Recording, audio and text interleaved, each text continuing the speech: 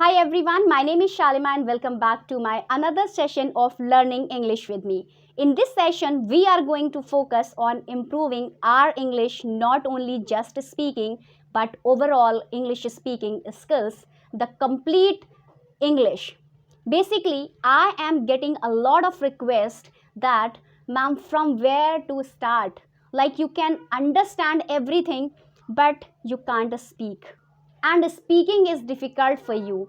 And you want to start that journey, but you are not able to find that particular path.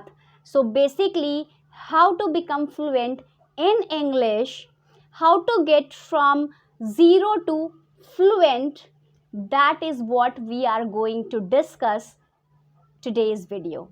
So before beginning, please subscribe to the channel so that you can get all the lessons that I post for you on this channel. Please like the video and share this content with your friends too.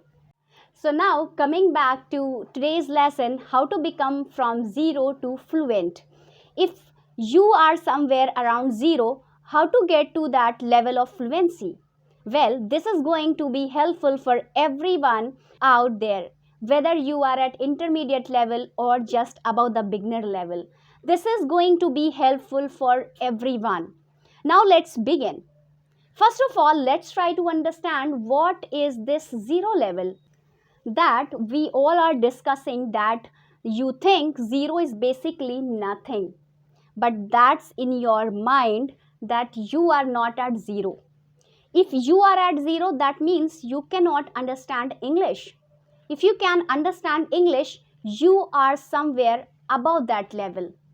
Consider yourself that you are at number 2 or number 3, right? So here we have to be certain steps that I am going to tell you.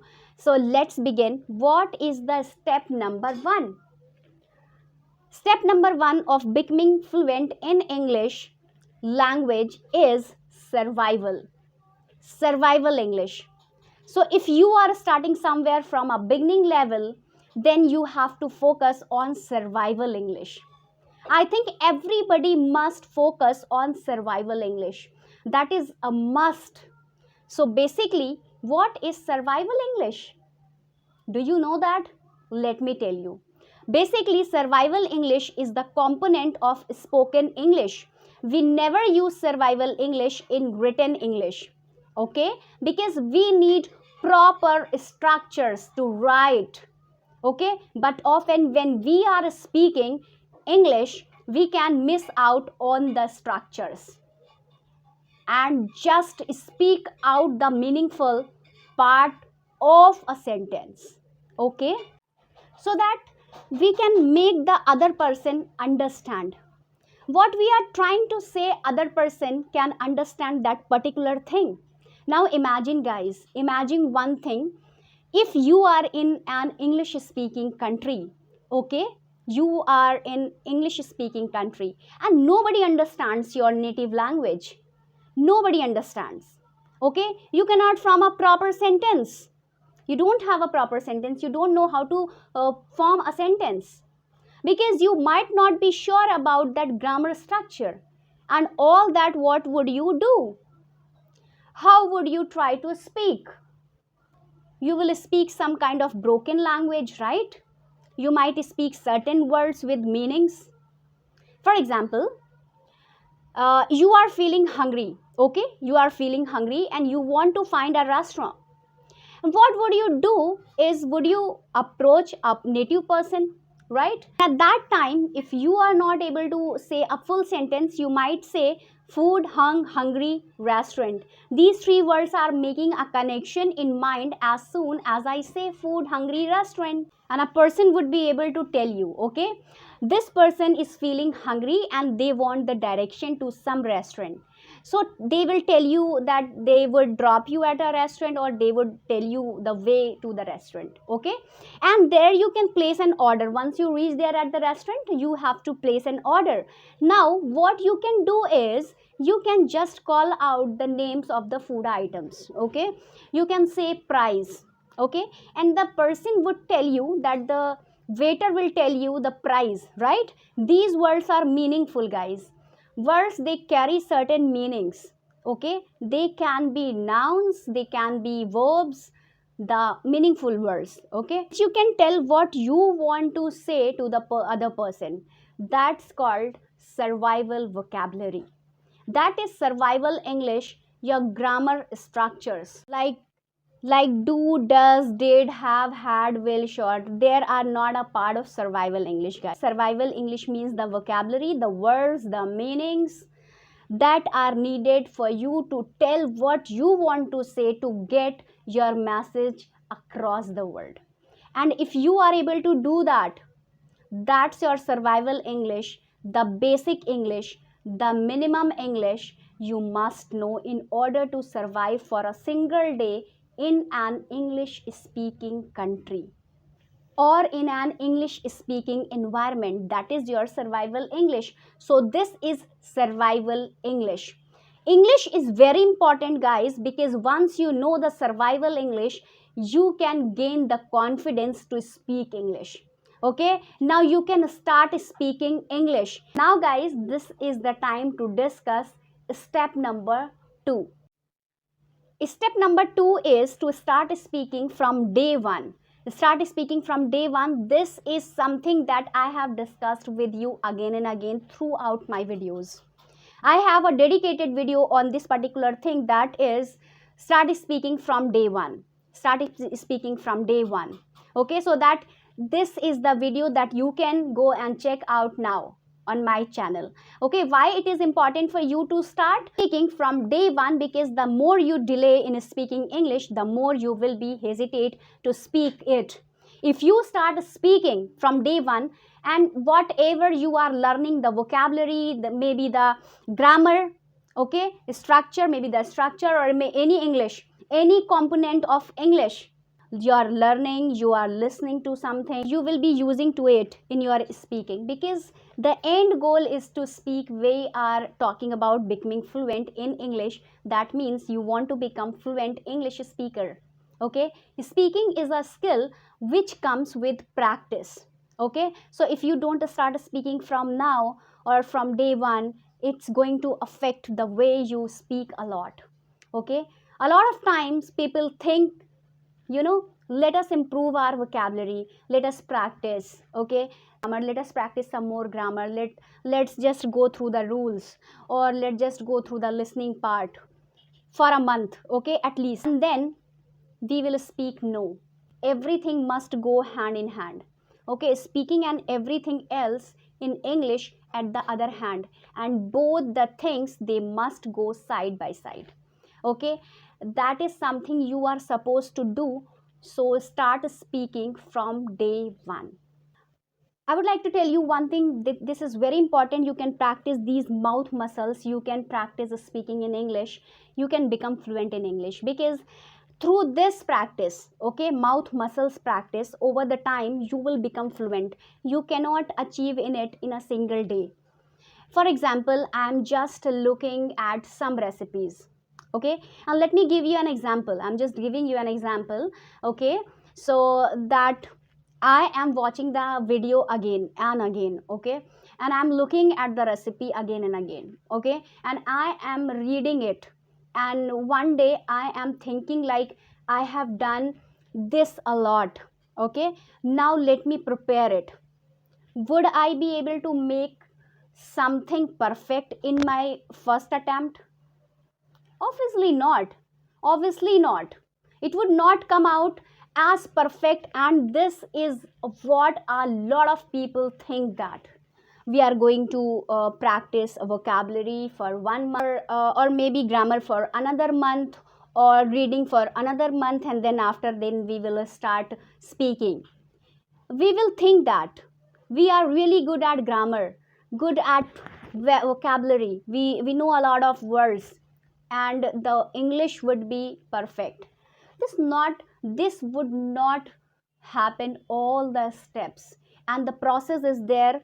It's going to be there, so that day 1 must be today, not after 2 months, or after 3 months, or after 4 months, or after 4 days. Okay, that one of speaking should be day 1 of learning English, your learning journey. So start speaking from day 1, okay, to become fluent in English. Now let's talk about step number 3. Step number 3 is again very important, that is good English input. The good English input means a lot of times we need to put input, that is language, is something that often needs a particular model where we are receiving information and then producing. How do you learn your native language? By listening to that particular language a lot and then reading it when you go to school. Okay, when kids go to school, they read the books, they read the language. Okay, they read a language a lot there. So by listening and reading, we are taking input in a language. Okay, and through speaking and writing, we are producing the output. Now in order to produce good output, that is in order to speak fluent English, first of all we have to listen to the language a lot. Listening is very very important. Okay, and it is the most important factor, that the most important format of input, more important than reading. Why? Because you are listening to a good models of pronunciations. The way the sound is made, it is produced, how a sentence is spoken, what is the rhythm, in which way. So you listen a good model of speaking. Okay, that is a very important form. Now, where do you get all these models from? This is the big question. So you will get all these models from movies, songs, and English speeches, web series, TV series, YouTube channels, or if you are Muslim, you can listen the Mufti men speeches. There are a lot many scholars. Okay, so you can listen to them. So these all the resources act as your listening resource. Apart from that, you also get to listen a lot of academically quoted stuff, especially designed for English language learners. So you can listen to that two good models of listening. So guys, now let's talk about the step number 5. This is called basic grammar. Now grammar is something that a lot of people neglect. You have to create a balance in middle of you have heard that concept of the center of gravity, right? So that's what we have to do, create a balance. For you need to learn some basic English concept that you would help your perfect your sentences structures. Okay, if you are just learning and if you don't know what you have to learn, that is not the good thing. Okay, so if you are learning it for professional purpose, conversational purpose, just like an everyday uses kind of things, you don't need very typical grammar, you don't need a typical structures, but basic grammar structures. You need a basic structures. Okay, we all must learn in order to become fluent in English. Because when you know the basic grammar structure, the basic things, for example, do, does, did, will, shall, had, have, that's the basic grammar, simple basic grammar. Okay, if I talk about, if you are a beginner, you can just go through the present simple tense, past simple tense, present continuous tense. Okay, these are the basic things which you have to learn. Now guys, it's time for a bonus step. You can call it step number 6 or a bonus step. That is, you need to focus on all the 4 skills. If I talk about 4 skills are known as listening, reading, writing, and speaking. So you listen, you speak, you read, you write. These are the 4 skills, kind of 4 pillars of any language in the world. So if you are trying master a language as a skill in order to speak it, you have to focus on these 4 particular language pillars. Now with this, we come to an end to the complete process of becoming fluent in English, from zero to fluent, the complete guidance to become fluent in English and how to gain that fluency. So this is your way. These 5 steps are your way to become absolutely fluent in English. So if you follow all these steps, all these 5 steps, it's a guarantee that you would be become fluent in English, because these are the 5 pillars of becoming fluent in English. Something that I have given you today in this video formula that is going to be absolute game changer for you guys in order to become fluent in English. So I think guys you like the video, and if you like the video, please give thumbs up and don't forget to subscribe my channel and hit the bell icon so you will get the notification of my latest videos. So thanks for watching. See you in next video. Thanks for watching. Bye bye. Take care.